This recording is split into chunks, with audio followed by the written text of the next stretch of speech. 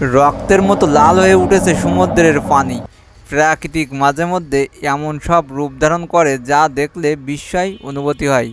যেমনই ইরানের হরমুজ দ্বীপ উপকূলে বর্তমানে এমনই এক দৃশ্যের দেখা মিলেছে।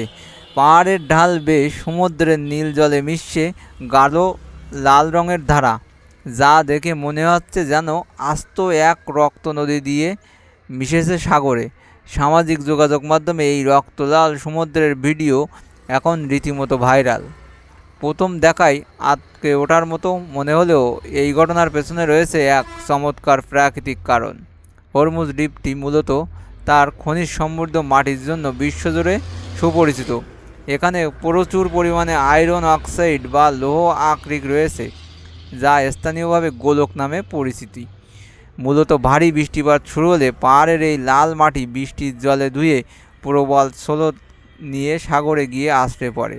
খনিজ মিশ্রিত এই লাল পলি যখন সমুদ্রের নীল জলের সংস্পর্শে আসে তখন পুরো উপকূলীয় এলাকায় টকটকে লাল বর্ণ ধারণ করে।